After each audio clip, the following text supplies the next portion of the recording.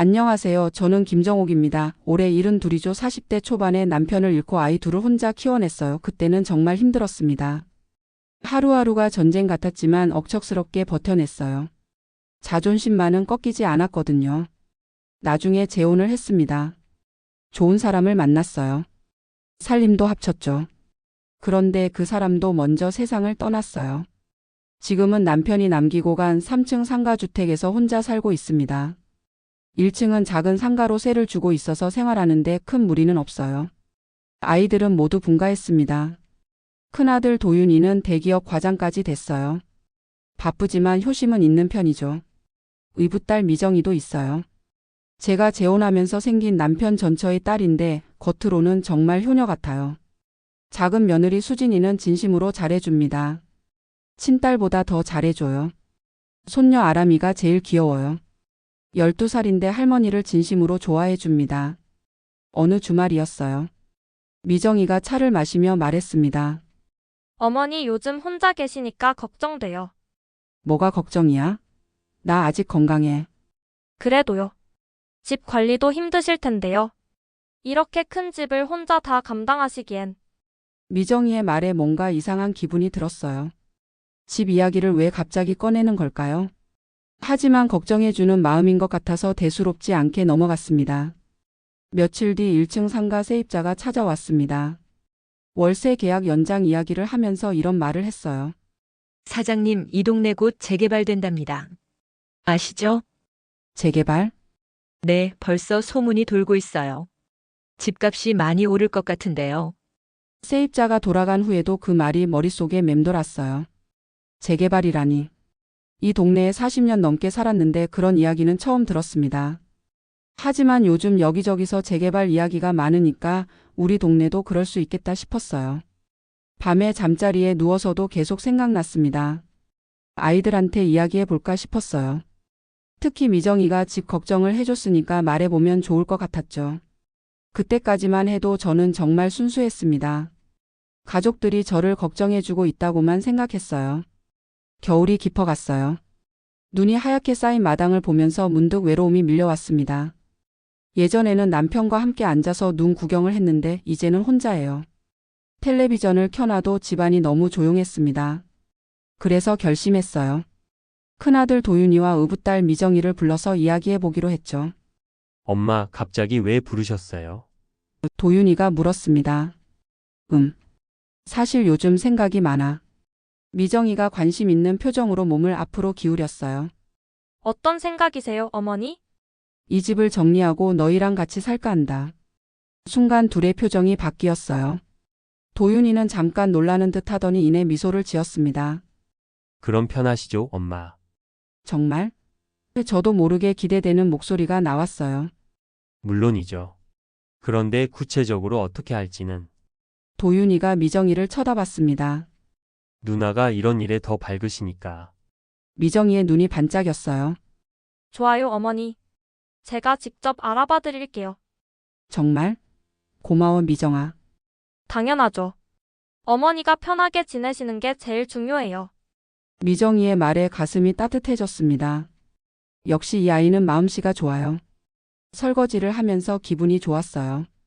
앞으로 가족들과 함께 살 생각을 하니까 외로움이 싹 가시는 것 같았습니다. 그런데 접시를 닦다가 갑자기 팔목이 시큰거렸어요. 아이고. 잠깐 쉬었다가 다시 설거지를 마쳤습니다. 나이가 들어서 그런가 봐요. 요즘 팔목이 자주 아팠거든요. 별일 아니겠지 싶어서 대수롭지 않게 생각했어요. 다음 날 미정이가 전화를 걸어왔습니다. 어머니 집 보러 나가실 시간 있으세요? 벌써? 네, 좋은 곳 몇 군데 알아봤어요. 같이 보시죠. 미정이의 적극적인 모습이 고마웠어요. 부동산을 몇 군데 돌아봤는데 미정이가 이것저것 꼼꼼히 물어보는 모습을 보니까 든든했습니다. 집에 돌아와서 차를 마시며 이야기했습니다. 미정아 정말 고마워. 뭐요, 어머니? 가족인데요. 가족이라는 말이 참 좋았어요. 혈연은 아니지만 진짜 가족 같다는 생각이 들었습니다. 며칠 뒤 미정이가 새 아파트 분양 광고지를 가져왔어요. 컬러로 인쇄된 예쁜 광고지였습니다. 어머니 이것 좀 보세요. 어디지? 신축 아파트예요. 어머니 집 팔고 여기 들어오시면 딱일 것 같아요. 광고지를 자세히 봤습니다.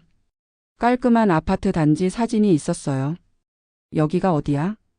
집에서 그리 멀지 않아요. 교통도 좋고 병원도 가까워요. 미정이의 설명을 들으니까 정말 괜찮아 보였어요. 특히 병원이 가깝다는 게 마음에 들었습니다. 가격은 어떻게 되는데? 어머니 집 팔면 충분해요. 오히려 남을 수도 있을 것 같은데요. 정말? 그럼 더 좋지. 여유돈이 있으면 마음이 편하니까요.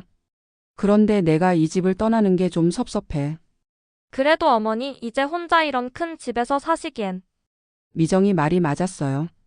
3층짜리 상가주택은 혼자 살기에는 너무 컸죠. 우리 다 같이 살면 정말 좋을 것 같아요, 어머니. 미정이의 밝은 목소리에 마음이 움직였어요. 알았어. 그럼 그렇게 하자. 정말요? 어머니, 미정이가 정말 기뻐했어요. 저까지 덩달아 기분이 좋아졌습니다. 광고지를 다시 한번 봤어요. 그런데 모서리에 작은 글씨가 보였습니다. 신탁상속 상담 문의라고 적혀 있었어요. 이거 뭐야? 아, 그냥 광고 문구예요. 신경 쓰지 마세요. 미정이가 대충 넘어가더라고요. 그래서 저도 별 생각 없이 넘어갔습니다. 그날부터 본격적으로 이사 준비를 시작했어요. 미정이가 모든 걸 챙겨줘서 정말 편했습니다. 계약서에 도장을 찍는 순간 약간 떨렸어요. 40년 넘게 살던 집을 떠나는 거니까요. 하지만 가족들과 함께 할 생각을 하니까 용기가 났습니다. 이사 첫날은 정말 화기애애했어요. 가족들이 모두 와서 도와줬거든요. 새 집은 생각보다 더 좋았습니다. 손녀 아람이가 제일 좋아했어요. 할머니랑 같이 살아서 정말 좋아요. 아람이의 밝은 목소리에 눈물이 핑 돌았습니다. 이 아이와 매일 볼 수 있다니 얼마나 행복한 일인가요? 미정이도 처음에는 정말 친절했어요. 어머니 불편한 거 있으시면 언제든지 말씀하세요. 첫 며칠은 정말 좋았습니다. 함께 식사하고 이야기하고. 이런 게 가족의 행복이구나 싶었어요. 그런데 일주일쯤 지나면서 뭔가 달라지기 시작했습니다. 미정이의 태도가 조금씩 변하더라고요. 저녁에 드라마를 보고 있었어요. 평소보다 조금 크게 틀어놨죠. 어머니 드라마 소리 너무 커요. 음량을 줄였습니다. 별거 아니라고 생각했어요. 그런데 이런 일들이 자꾸 생기더라고요. 다음 날은 아람이와 거실에서 놀고 있었어요. 블록 놀이를 하다가 제가 실수로 옆에 있던 꽃병을 건드렸죠. 꽃병이 바닥에 떨어져서 깨졌어요. 아이고 미안해 아람아. 괜찮아요 할머니. 그런데 미정이가 소리를 듣고 왔어요. 뭐야 이게? 미안해. 내가 실수로. 어머니 조심 좀 하셔야죠. 미정이의 목소리에 짜증이 섞여 있었어요. 전에는 이런 적이 없었는데 말이죠. 그 후로도 비슷한 일들이 계속 생겼습니다. 냉장고에서 뭔가 꺼내 먹으면, 어머니 미리 말씀해 주세요. 텔레비전 채널을 바꾸면, 어머니 우리가 보고 있었는데요. 작은 일들이었지만 점점 위축됐어요. 내 집이 아니라는 걸 느끼기 시작했죠. 수진이는 여전히 잘해줬지만 미정이가 있으면 눈치를 보더라고요. 밤에 잠자리에 누우면 이상한 기분이 들었어요. 분명히 가족들과 함께 있는데 왜 이렇게 외로울까요? 예전 집이 그리워졌습니다. 2월 어느 추운 날이었어요. 아침에 일어나 보니 눈이 많이 내렸습니다. 길이 하얗게 덮여 있었죠. 어머니 오늘은 밖에 나가지 마세요. 길이 너무 미끄러워요. 미정이가 걱정스럽게 말했어요. 고마웠어요. 그런데 오후가 되니까 갑자기 가고 싶은 곳이 생겼습니다. 예전에 살던 동네에 있는 약국이었어요. 미정이는 밖에 나간 상태였어요. 혼자 나가면 안 되겠지만 금방 다녀올 거라 생각했습니다. 조심조심 걸어갔어요. 그런데 약국 앞 골목길에서 그만 발을 헛디뎠습니다. 눈에 가려진 빙판을 못 봤거든요. 아, 그대로 넘어졌어요.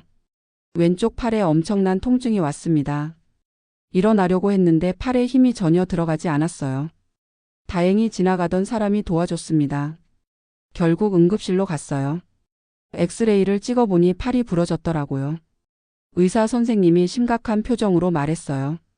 깁스를 해야겠습니다. 몇 주는 걸릴 것 같아요. 가족들한테 연락이 갔나 봐요. 금세 도윤이가 달려왔습니다. 엄마 괜찮으세요? 응, 괜찮아. 팔만 좀 다쳤어. 미정이도 왔어요. 그런데 표정이 별로 좋지 않았습니다. 어머니, 제가 나가지 말라고 했잖아요. 미안해. 약국에 급한 일이 있어서 그래도 말씀을 하셨어야죠. 깁스를 하고 집에 돌아왔어요. 왼팔 전체가 깁스로 고정돼서 거의 모든 일을 할 수 없었습니다. 어머니, 이제 집안일 전혀 못 하시잖아요. 미정이가 한숨을 쉬며 말했어요. 미안해. 빨리 나을게. 그게 문제가 아니에요. 저희가 다 감당해야 하네요. 미정이의 말에 가슴이 아팠습니다. 예전에 팔목이 시큰거렸던 게 결국 이런 큰 사고로 이어졌어요. 점점 위축됐습니다. 내가 가족들한테 짐이 되고 있다는 생각이 들었거든요. 깁스를 한 지 일주일이 지났어요. 매일 미정이의 눈치를 보며 지냈습니다. 어느 오후였어요.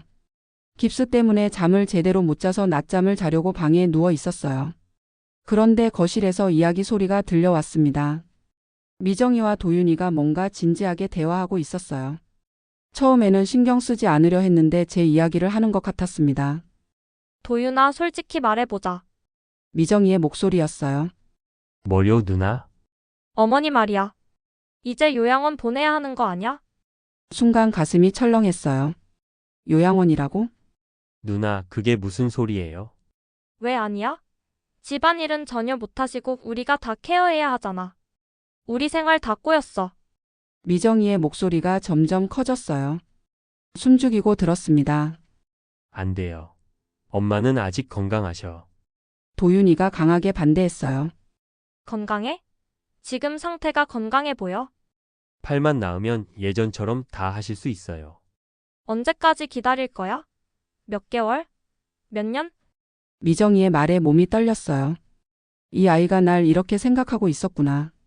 누나, 그런 말 하지 마세요. 엄마한테 들리면 얼마나 상처받으시겠어요. 현실을 직시해, 도윤아. 어머니 상태로는 전문적인 케어가 필요하다고. 절대 안 돼요. 엄마를 요양원에 보낼 수는 없어요. 도윤이의 단호한 목소리에 눈물이 났어요. 내 아들이 날 지켜주고 있구나. 가슴이 찢어질 것 같았어요. 미정이가 날 이렇게 생각하고 있었다니. 그동안의 친절은 다 거짓이었나 봅니다. 하지만 도윤이가 제 편을 들어줘서 조금은 위로됐습니다. 그날 밤 잠을 이룰 수 없었어요.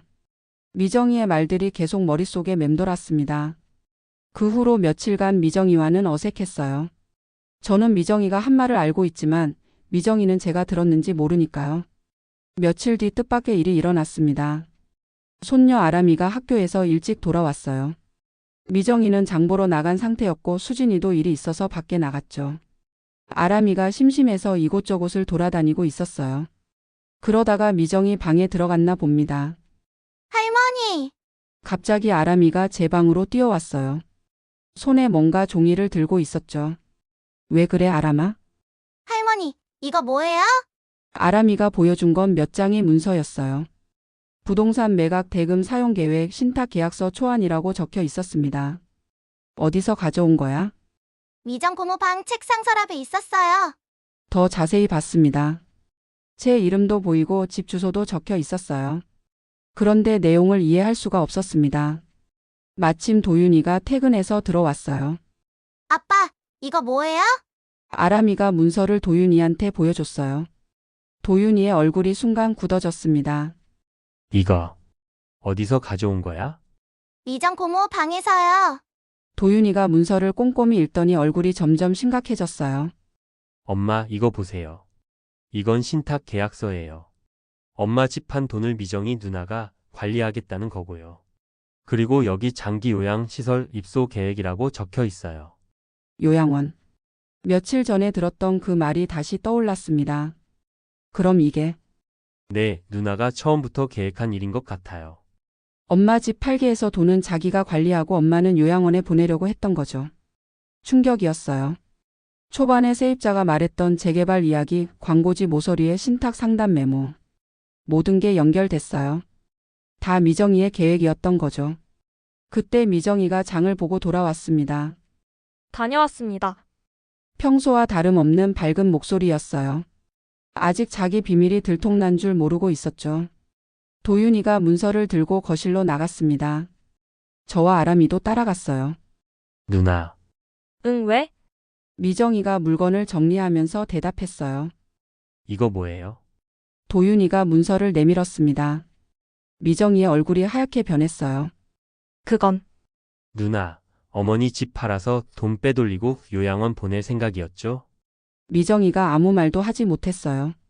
완전히 당황한 모습이었습니다. 누나, 대답하세요. 도윤이의 목소리가 차갑게 변했어요. 그게 아니야. 그럼 뭐예요? 이 문서가 다 설명해 주는데, 나는 어머니 생각해서. 어머니 생각해서 재산 빼돌리고 요양원 보내는 게 어머니 생각이에요. 미정이가 울기 시작했어요. 하지만 이제 그 눈물이 진짜인지 가짜인지 알 수 없었습니다. 누나가 처음에 집 이야기 꺼낸 것부터 다 계획이었죠? 재개발 소식도 누나가 알아온 거고, 아파트 광고도 누나가 준비한 거죠? 도윤이가 하나하나 따져가며 말했어요. 며칠 전 대화도 다 들었어요. 우리 생활 꼬였다고 부담된다고 한 말도 다요. 미정이의 얼굴이 더 하얗게 변했죠.